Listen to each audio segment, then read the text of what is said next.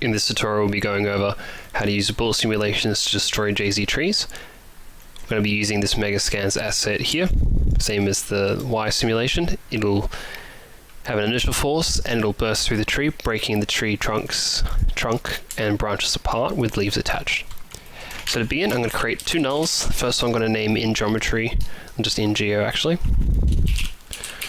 and the second one in skeleton.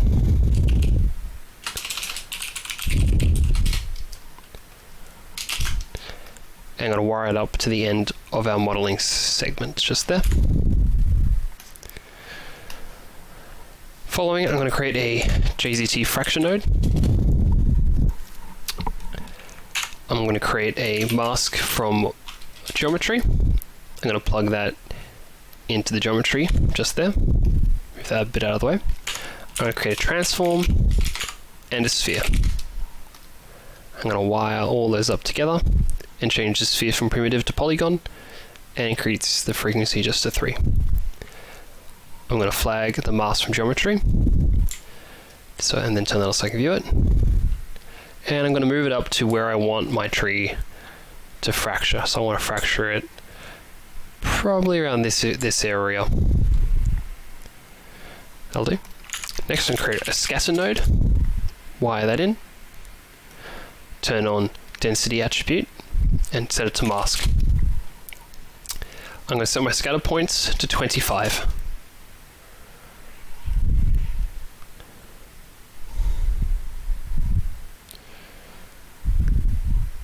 I'm actually going to decrease the size of my sphere a little bit as well, maybe just to 0.6. Maybe decrease the range of my radius, just to, yeah, that's okay, let's leave it at 1. Next we're going to create a JZT cutter gen, and we're going to plug the points into the first input, and we're going to get all of these grids. Next I'm going to go to the scale portion, and I'm going to change that to 0.3. Next I'll go to the orientations tab. I'm going to set the rand roll to 230, twist to 70, and rand twist to 25.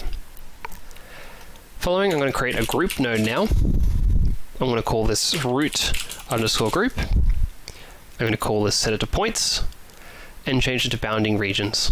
And just increase the size to maybe 1.2.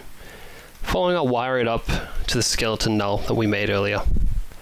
This will be telling our constraints what is the bottom, what is the top, and it'll set the strengths accordingly. So next we're going to plug the geometry into our tree fracture, the skeleton to the group, and the fracture points to the cutter gen.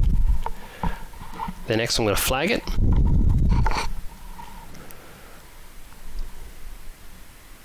It will process, and it'll give us fractured geometry. So all these now have little pre-fractures in it, all cuts ready to go. Starting off, we'll leave that at default. On the interior detail, we're going to leave it default as well. On the inactivity, we're going to turn off the collision signal, and we're going to set the inactive height to 1.5. Next, we're going to go to the constraints tab. We're going to leave the constraint name as soft bullet and the constraint type at all. We're going to change the fracture settings to 1000, the search radius to 0.1, and leave the rest of it here at default. I will change this remap ramp just to be a bit lower and further across. And I'm going to change the element size here to 0.2. Next, on the skeleton, we have to tell it what was the root group, and we're just going to go grab it from here. It was root underscore group, and we're going to paste it just into there. Now the next thing is we're going to change the root scale to 100,000,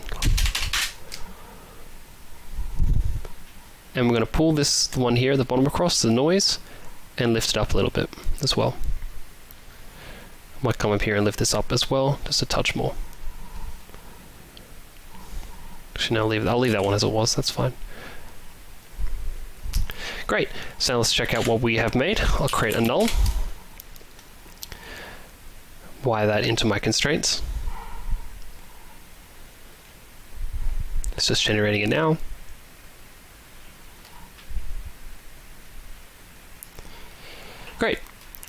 These are the constraints we have just generated. You can see it attaches, if I flag the geometry, we can see that there is a constraint that attaches every piece of branch to trunk and every branch to every other branch here as well. I'm going to create a null, call it out constraints, just out con. And the next one, just out geometry. It's out geo is fine.